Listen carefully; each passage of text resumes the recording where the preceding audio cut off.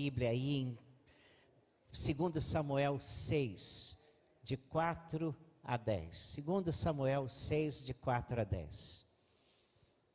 2 Samuel não, 2 Coríntios, perdão, irmãos. Olha, já estou aqui, minha cabeça já está rodando. Quero pedir desculpas à família, mas já rapidinho a gente faz isso, tá bom? 2 Coríntios 6, de 4 a 10, palavras do apóstolo Paulo. Leio na versão século 21, você, por favor, me acompanhe na sua versão. Paulo dizendo aos crentes em Corinto: antes em tudo nos recomendamos como servos de Deus em muita perseverança, em tribulações, em dificuldades, em angústias, em chicoteamentos, em prisões, em tumultos, em trabalhos, em noites sem dormir, em jejuns, em pureza, em conhecimento, em paciência, em bondade, no Espírito Santo, no amor não fingido, na mensagem da verdade, no poder de Deus, pelas armas da justiça, tanto de ataque como de defesa, por honra e por desonra, por difamação e por boa reputação, como se fôssemos mentirosos, sendo porém verdadeiros, como desconhecidos, porém bem conhecidos, como quem está morrendo, mas de fato vivendo, castigados, porém não mortos, entristecidos, mas sempre alegres, pobres, mas enriquecendo a muitos, nada tendo, mas possuindo tudo. Queira Deus abençoar a sua palavra. Deixe sua Bíblia aberta. Eu tenho que começar essa mensagem confessando que há momentos difíceis e há textos difíceis que nós encontramos nas Escrituras. Alguns temas das Escrituras são difíceis de serem conciliados. Vou dar alguns exemplos. Como Deus Pai, Filho e Espírito Santo podem ser três pessoas subsistindo na forma de uma só. Em outras palavras, como explicar o mistério da Trindade? Segunda coisa, como conciliar a responsabilidade humana com a soberania de Deus? Alguns dos nossos irmãos, quando falam da salvação, gostam de falar da soberania de Deus. Deus chama, Deus salva quem Ele quer. E outros gostam de realçar a responsabilidade humana. Se você vai a Romanos e Efésios, os dois livros realçam a soberania de Deus. Mas se você for a Hebreus, ele realça a vontade humana. Como a gente pode conciliar isso? Se Deus sabe todas as coisas, em terceiro lugar, se Deus sabe todas as coisas antes de pedirmos, por que pedir então? E ainda uma situação mais difícil, se a oração não muda o coração de Deus, por que orar? Está entendendo? Estou colocando questões difíceis. Por que Deus permite o sofrimento se Ele tem o poder para curar? Irmãos, são paradoxos da nossa fé. A pessoa disse que de um deputado, uma coisa que nós vamos também notar paradoxal na nossa vida secular. Aquele deputado não vale nada, mas custa uma fortuna para nós. Na Bíblia, nós encontramos coisas contraditórias, paradoxais, entristecidos, mas sempre alegres. A Bíblia fala de duas coisas de forma simultânea, sem nenhuma crise. Os irmãos sabem que, por definição, retas paralelas são linhas que nunca se cruzam, são equidistantes em cada ponto correspondente e andam sempre juntas, mas não se tocam. Mas na matemática, as retas são linhas infinitas formadas por pontos representados por letras minúsculas, indicando que não possuem fim, mas por definição as paralelas não se tocam, contudo se tangenciam no infinito. E essa é uma boa coisa para nós entendermos os mistérios de Deus. Duas coisas aparentemente reconciliáveis, colocadas numa perspectiva infinita, eterna e que fazem todo sentido. Embora não sejamos capazes de entender tudo, são paradoxais, mas são da nossa fé. Em primeiro lugar, quero voltar a esse texto e entender como estar contente em tempos de descontentamento. Porque Paulo, falando aos crentes em Corinto, diz: entristecidos, mas sempre alegres. E essa é uma ideia que está presente nas Escrituras. Debaixo de grande sofrimento é possível ver pessoas experimentando a graça incomensurável de Deus e uma alegria indizível.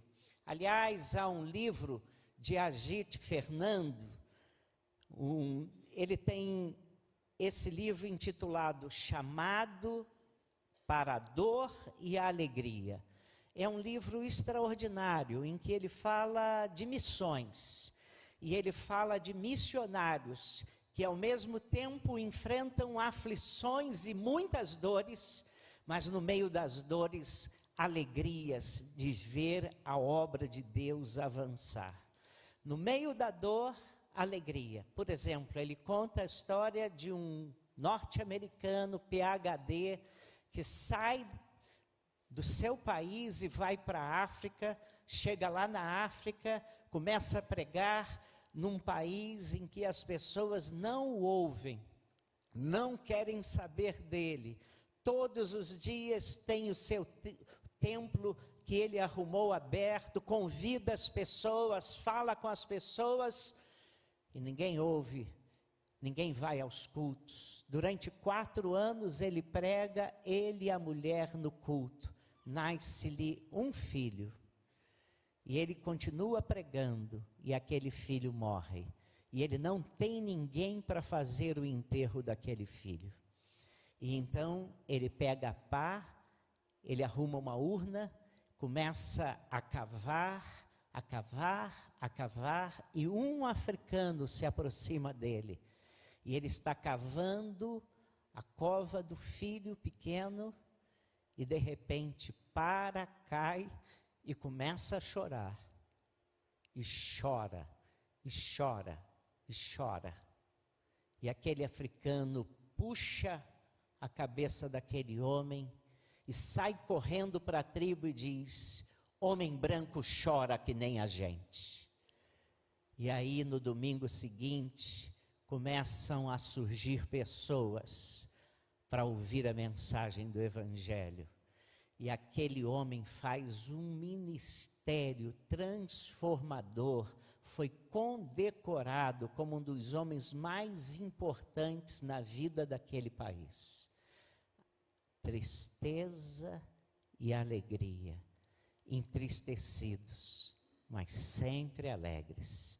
Paulo faz a referência da nossa fé, que nós temos e podemos ter uma paz que excede a todo entendimento. Você entende isso? Não é para entender. No meio de aflições, no meio de provações, no meio de circunstâncias atrozes, o crente pode sentir uma paz inexplicável. Contradições da nossa fé. Existe uma presença surpreendente de Deus em tempos de grandes lutas, que apesar de não transformar a situação em si, é capaz de transformar o nosso coração de uma forma profunda e maravilhosa. O colega pastor estava me dizendo de uma irmã da sua igreja que foi diagnosticada com câncer.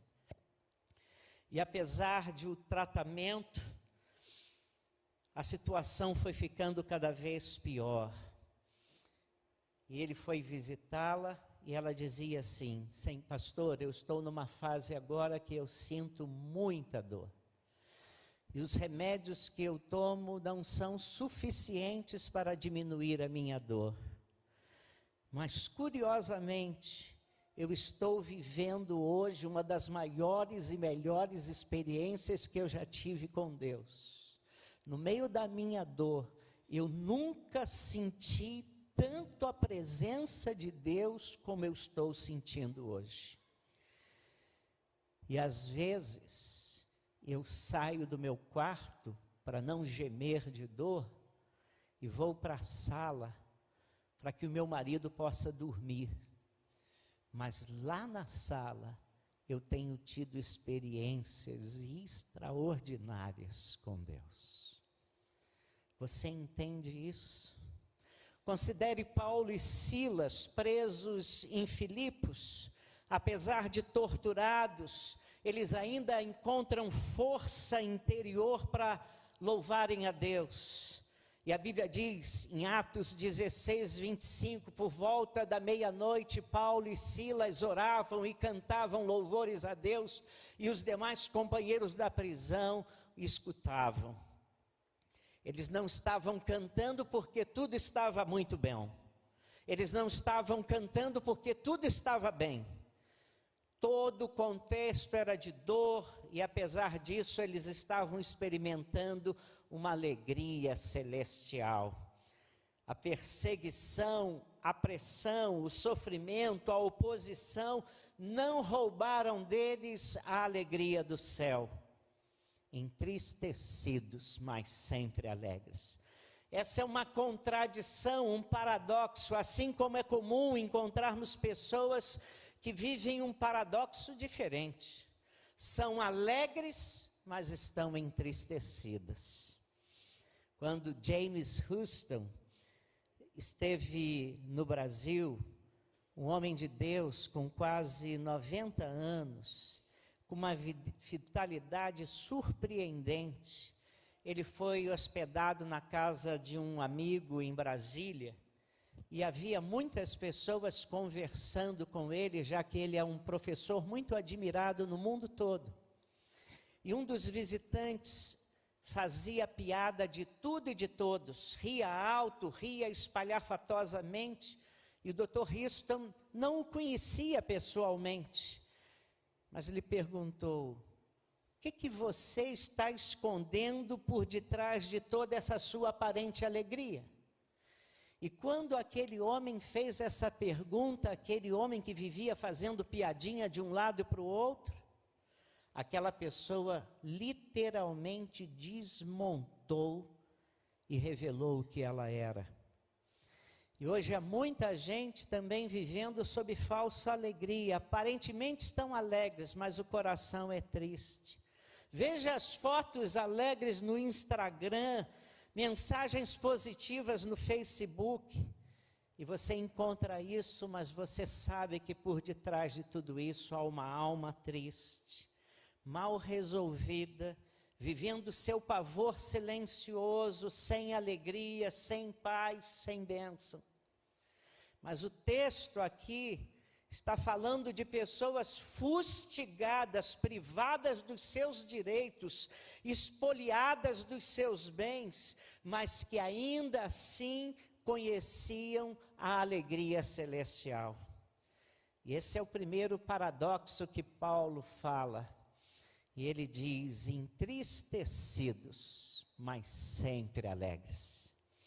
O segundo paradoxo que Paulo fala da nossa fé: como viver em escassez e ainda assim ser rico. Porque ele diz em 2 Coríntios 6:10, pobres, mas enriquecendo a muitos. Ah, eu e você conhecemos gente assim. Eu e você conhecemos crentes assim. Eu e você já convivemos com pessoas assim. Pobres, pobres, pobres de maré de si. E aí você vai conversar com essas pessoas e você percebe uma riqueza interior que você não tem. Esse texto ensina que existem também pessoas ricas que são pobres e outras pessoas que são pobres, mas com grande riqueza. Por exemplo, considere a declaração de Jesus acerca das igrejas de Esmirna e Laodiceia. Sobre a igreja de Esmirna, em Apocalipse 2:9, Jesus diz para ela o seguinte: conheço a tua pobreza, mas tu és rica.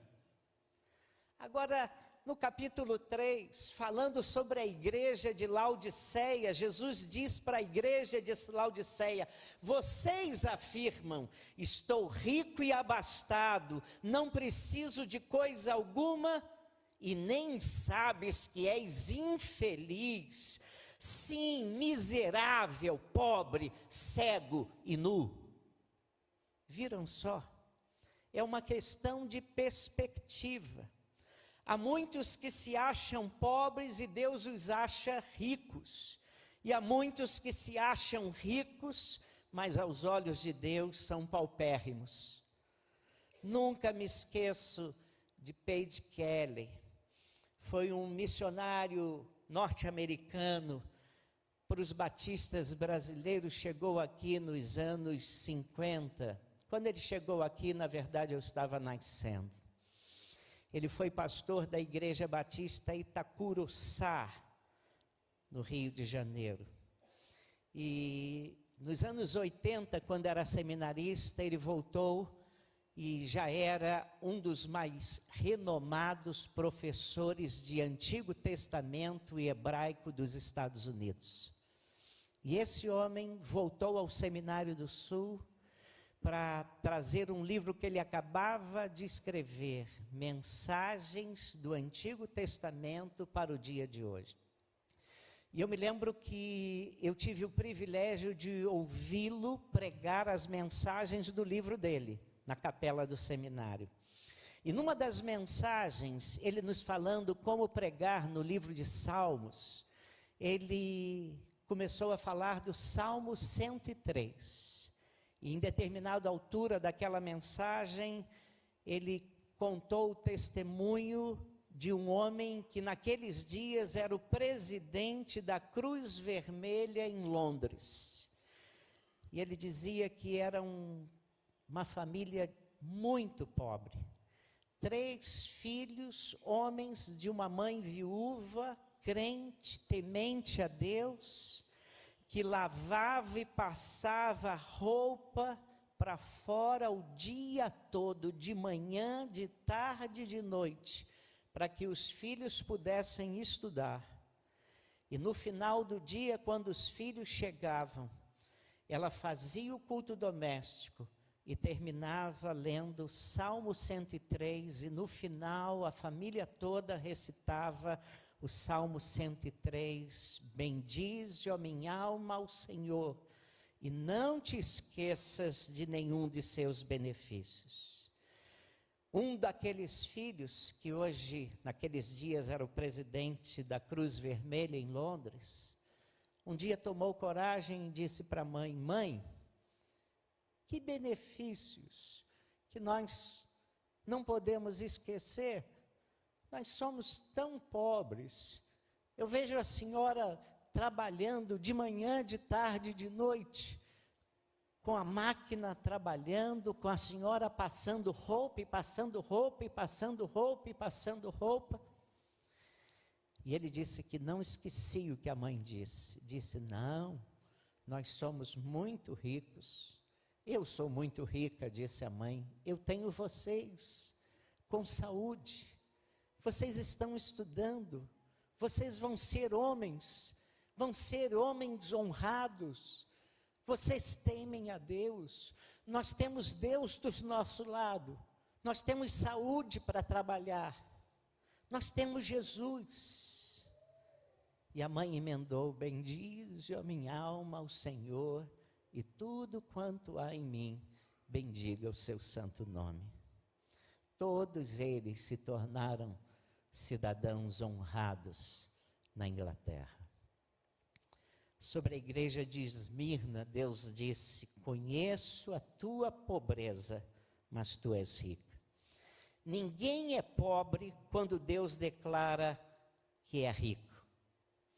Essa igreja era atribulada, perseguida pelo Estado, crentes passando por privações, e Jesus vira-se e diz: vocês são ricos diante de Deus, ainda que ignorados pelo homem.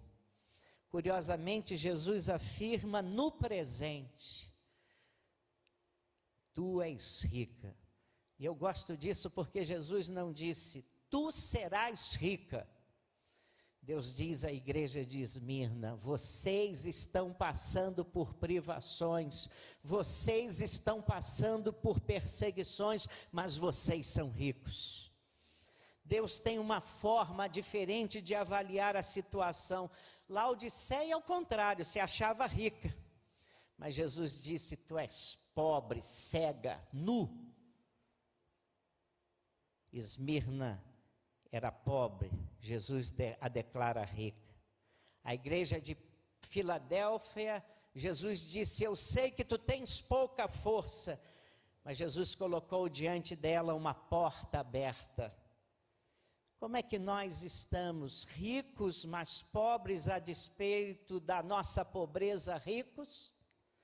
Esmirna era pobre, mas na verdade era rica. Embora financeira, materialmente, não tivesse recursos, espiritualmente estava entesourada em Jesus. Não tinha os tesouros da terra, mas tinha os tesouros celestiais. Era pobre diante dos homens, mas rica diante de Deus. A riqueza de uma igreja não está no seu templo. A riqueza de uma igreja não está na beleza do seu templo, e Deus tem nos dado um templo belo. A riqueza de uma igreja não está no seu mobiliário, e temos mobiliário confortável. A grandeza de uma igreja não está no seu orçamento maravilhoso. A riqueza de uma igreja de Cristo está na bênção de Jesus e na aprovação divina. Outro episódio a ser considerado em 2 Coríntios 25. Outro dia fiz referência a isso. 2 Crônicas 25. O rei Amazias contratou um exército cujo rei era infiel a Deus. Contratou para lutar a favor do povo. Para lutar como numa batalha, pagando uma grande quantia, mercenários a serviço do reino. E então foram 100 talentos, 1.500 quilos de prata. Era uma nota preta. E pagou, estava tudo certo, o exército daquele rei infiel a Deus ia se unir ao exército de Amazias, e eles iam juntos enfrentar o inimigo. Estava tudo pago, e de repente, profeta enviado por Deus, chegou para o rei e disse: Deus manda você desconsiderar essa ajuda desse exército. Você não deixe que esse exército vá com vocês a essa guerra. Só que Amazias tinha feito um contrato, pagou tudo, e ele agora precisava decidir se levava o rei infiel e o seu exército como aliado dele, ou perdia o dinheiro que pagou. Então, finalmente Amazias decidiu obedecer a Deus, porque entendeu que a perda daqueles bens, aqueles talentos, implicaria em bênção de Deus. E então a Bíblia diz que Amazias disse o seguinte, aspas, disse Amazias ao homem de Deus, que se fará, pois, dos talentos de prata que dei às tropas de Israel? Respondeu-lhe o homem de Deus, muito mais do que isso pode dar-te o Senhor. O homem de Deus disse para ele, muito mais que isso pode dar-te o Senhor. Irmãos, existem perdas na nossa vida que são verdadeiros ganhos. Anote isso. Existem perdas que são perdas santas. Existem perdas que nós devíamos nos curvar, nos ajoelhar e agradecer por elas. Quando meu pai viu o ambiente que estava à volta de onde nós morávamos, tanta gente começando a se envolver com drogas, filhos de crentes se envolvendo com drogas. Meu pai falou assim, eu perco dinheiro, mas tiro os meus filhos daqui, porque eu não quero os meus filhos aqui. E meu pai fez o pior negócio economicamente, vendeu um apartamento bom, muito barato, para comprar em outro lugar e levou-nos, todos nós, para um novo ambiente. Ele disse, eu não quero que os meus filhos cedam à tentação que está se passando por toda essa área aqui. E eu dou graças a Deus por isso, irmãos. E eu acho que meu pai nunca se arrependeu de ter tomado essa decisão. Quantas perdas abençoadas que trouxeram bênçãos e ganhos reais, profundos e duradouros para o nosso lar, irmãos. Nem toda vitória traz ganhos reais. Amazias vai para aquela guerra perdendo 100 talentos de prata, confiando na palavra do Senhor, e o resultado é a vitória do povo de Deus. Dinheiro não pode ser o critério absoluto das nossas decisões. Anote isso, Ló escolheu as campinas férteis de Sodoma, e não observou os homens de lá que eram maus, e como consequência ele perdeu toda a sua família, perdeu a mulher que virou em estátua de sal, mas as 2 filhas tinham a mentalidade de Sodoma já no seu coração, perdeu-as também. Você está entendendo? O único ponto que interessa é se Deus está do nosso lado nas nossas decisões. Deus está do seu lado nas decisões que você tem. Você tem a fiança da palavra de Deus nas decisões que você toma. E aí a gente pode dizer, empobrecidos, mas enriquecendo a muitos. Glórias e louvores a Deus pelo poder do Evangelho que faz isso. É a pessoa rica, rica, rica, que se depara diante de você, chorando e pedindo a você, como é que você pode me ajudar?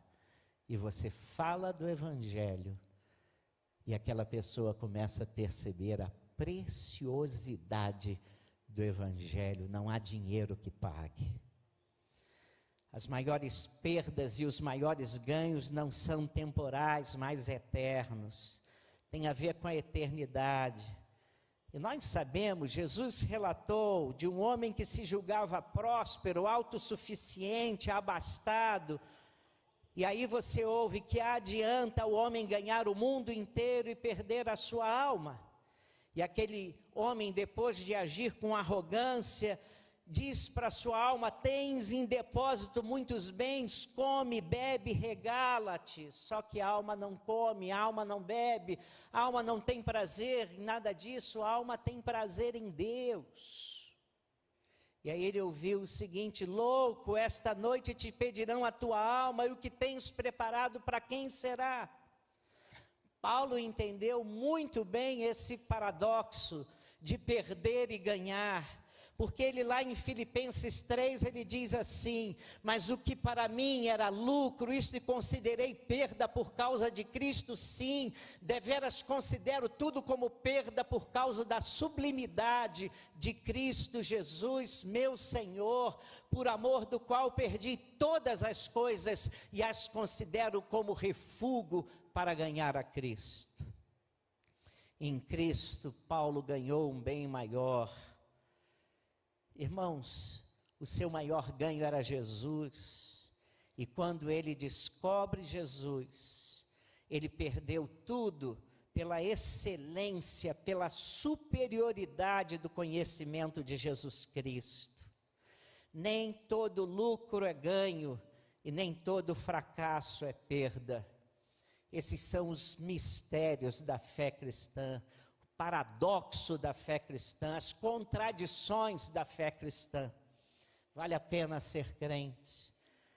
Terceiro lugar, Paulo está nos dizendo: nada tendo e possuindo tudo. Esse é o terceiro paradoxo. Paulo fala de algo que muda a vida, estar contente quando tudo poderia nos tornar tristes. Nada tendo, possuindo tudo. Nós precisamos de algo que se constitua o nosso tesouro maior, e isso não pode ser encontrado nos bens que nós possuímos. Somos uma geração marcada por descontentamento, vocês sabem disso. Nada para nós é suficiente. Nós temos cada vez mais, mas infelizmente continuamos vazios e tristes. Fazemos viagens caras, belas, belíssimas. Compramos carros bons, carros extraordinários. Temos casas bonitas e confortáveis. Alguns verdadeiras mansões. Mas nem sempre essas coisas fazem qualquer sentido para a vida. Porque as pessoas continuam vazias e descontentes. Nós somos uma geração de descontentes. Crianças e jovens descontentes com seu corpo, com a vida e com Deus. Vivem na rua da amargura, lamuriando, queixando-se, reclamando da vida. E nós temos uma geração de pessoas autocentradas, voltadas para si, obcecadas, voltadas para o seu umbigo, obcecadas por si mesmos e descontentes. E um grande, talvez o maior problema da nossa humanidade hoje é o descontentamento. Esse é um sentimento quase universal. E não há limites para a nossa cobiça e para a nossa insatisfação. E aí a gente vai a Provérbios. E em Provérbios 1:19 é dito assim: tal é o espírito de todo ganancioso, e o espírito de ganância tira a vida de quem o possui. E o espírito de ganância tira a vida de quem o possui. Grave isso. Psicólogos reunidos, já disse isso aqui, eles alegaram que o apóstolo Paulo foi o homem mais feliz da vida. Eles começaram a discutir qual teria sido o homem mais feliz que já passou por essa terra, e chegaram à conclusão que era o apóstolo Paulo. Sabe por quê? Porque Paulo diz isso que nós vamos ler todos juntos: aprendi a viver contente em toda e qualquer situação. Os mais pobres acham que ganhando dinheiro resolveriam o problema da felicidade. Os mais ricos já percebem que o dinheiro não trouxe esse sentimento de plenificação e preenchimento que eles tanto queriam. E muitas vezes, ainda assim, continuam com suas almas vazias. Os altos são complexados em relação à sua altura, e os baixinhos gostariam de ser mais altos. Nós reclamamos do calor, mas quando vem o frio, nós reclamamos do frio. Parece que não há limite para a nossa insatisfação. Mas isso tem a ver com algo muito mais profundo. A nossa alma está insatisfeita. O nosso coração está inquieto. E Ele está dizendo para nós que falta alguma coisa. A questão essencial não é o que você tem. A questão essencial não é nem o que você faz, nem como você é visto pelos outros. O problema essencial não é a tempestade do mar, mas a tempestade do seu coração. Num dos últimos sermões à noite, eu terminei falando do mar da Galileia, do lago de Genezaré. E falei assim: o lago de Genezaré tem o formato do nosso coração. E aí a Gláucia e o Rogério, que tinham estado lá nessa viagem, eles tiraram uma foto lá perto do mar da Galileia, que tem o formato do mar. Era o coração, certinho. Falou: pastor, olha aqui, me mandou. Era mesmo. Pega aí a sua Bíblia e veja. E às vezes a maior tempestade está dentro do seu coração, do nosso coração. É o nosso eu mais profundo que dá sustentação à nossa alma. E aí Paulo diz: aprendi a viver contente em toda e qualquer situação. E quando Paulo está falando isso, ele não estava numa viagem de iate pelo Caribe, mas ele estava preso por causa da sua fé. E às vezes até em gente que se diz de Jesus está faltando uma alegria simples, genuína e profunda da comunhão plena com Jesus.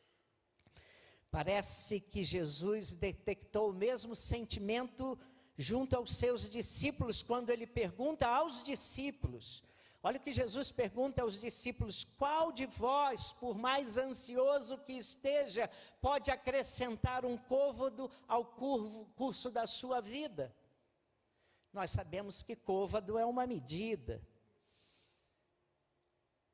É a medida do cotovelo do rei até o último pontinho aqui. Curiosamente, um côvado dá 2 palmos, tá? Estaria Jesus se referindo a alguns discípulos que tinham problemas de autoimagem e estavam incomodados com a sua estatura? Mas Neemias, anacronicamente, nos responde dizendo o seguinte: a alegria do Senhor é a vossa força. O que isso quer dizer? Que se o Senhor está ocupando o lugar que Ele tem que ocupar no meu coração, Ele é força suficiente para me dar alegria, seja em qualquer circunstância que eu tiver.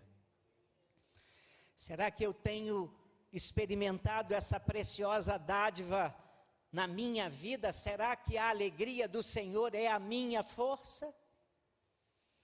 Nós precisamos ser contaminados com esse poder de Deus que dá alegria em tempos adversos, que dá-nos alegria em dias calamitosos, que enche o nosso coração de alegria até mesmo diante de perplexidade.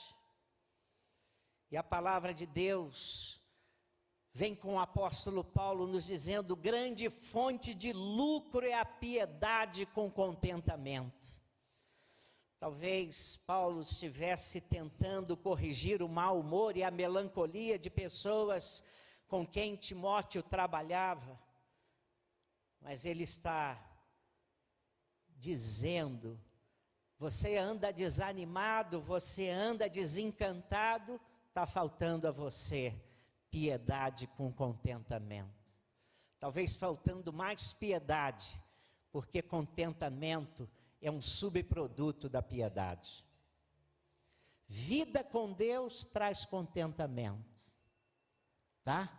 Agora, se você for investir na alegria, santidade traz contentamento. Entre buscar felicidade e santidade, busque santidade, ela vai lhe trazer contentamento. Se você for buscar felicidade, vai bater em várias portas e talvez não a encontre. É possível piedade, vida com Deus e ainda assim sermos descontentes? Infelizmente, muitas pessoas já receberam o amor de Deus, mas ainda vivem descontentes e sem gratidão pelo que têm recebido. Irmãos, o apóstolo Paulo nesse texto, agora eu vou falar o contexto, ele está descrevendo a dura realidade que ele está enfrentando. Olha o que ele diz,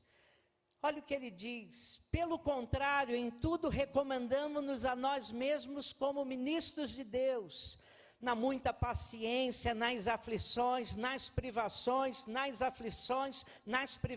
nas angústias, nos açoites, nas prisões, nos tumultos, nos trabalhos, nas vigílias, nos jejuns, na pureza, no saber, na longanimidade, na bondade, no Espírito Santo, no amor não fingido, na palavra da verdade, no poder de Deus, pelas armas da justiça, quer ofensivas, quer defensivas, por honra e por desonra, por infâmia e boa fama, como enganadores e sendo verdadeiros, como desconhecidos e entretanto sendo bem conhecidos, como estivéssemos morrendo e contudo eis que vivemos, como castigados, porém não mortos. E apesar de todo o cenário tão negativo, a alegria de Paulo é contagiante. Mesmo vivendo dias de desapontamento e angústia, a alegria dele é maior. E esse paradoxo, que é o paradoxo da nossa fé, só pode ser experimentado quem está andando em plena comunhão com o Senhor. Quem paira além das circunstâncias, quem não está limitado às suas próprias forças, quem não está limitado à situação, mas aquela pessoa que se percebe amada de Deus e tem experimentado o consolo do Espírito Santo. Então, irmãos, nós podemos experimentar alguns paradoxos. Nós ficamos contentes em tempos de descontentamento, entristecidos, mas sempre alegres. Nos dias de escassez, nós nos sentimos ricos, pobres, mas enriquecendo a muitos. E em tempos de desapontamento, nós estamos vivendo vidas plenas, não tendo nada, mas possuindo tudo. Mas o maior de todos os paradoxos, se você quer saber, é o paradoxo da cruz. Se você quer compreender o paradoxo da nossa fé, vá à cruz de Cristo.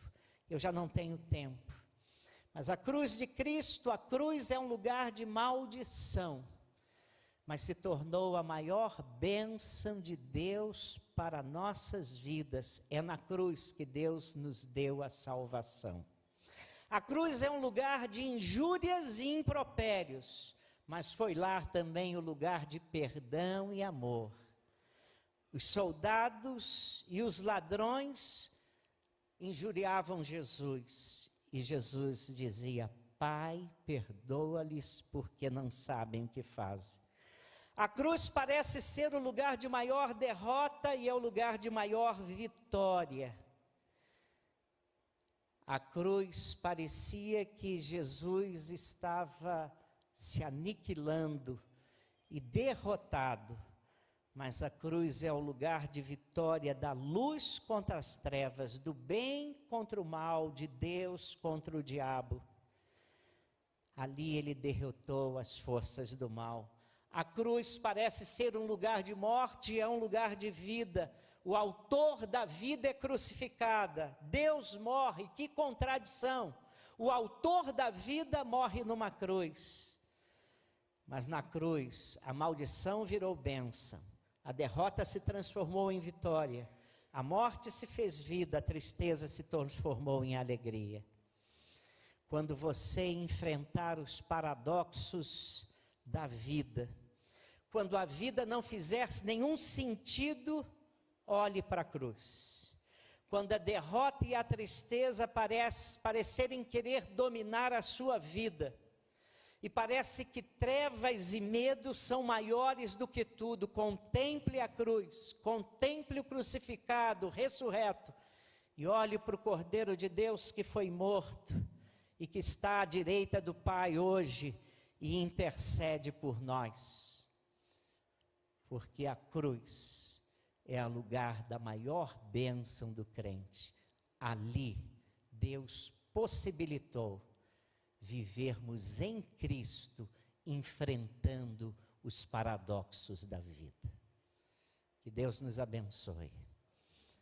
Vida está difícil para você? Contemple, medite nessas bênçãos que nós temos em Jesus. Que Deus nos abençoe.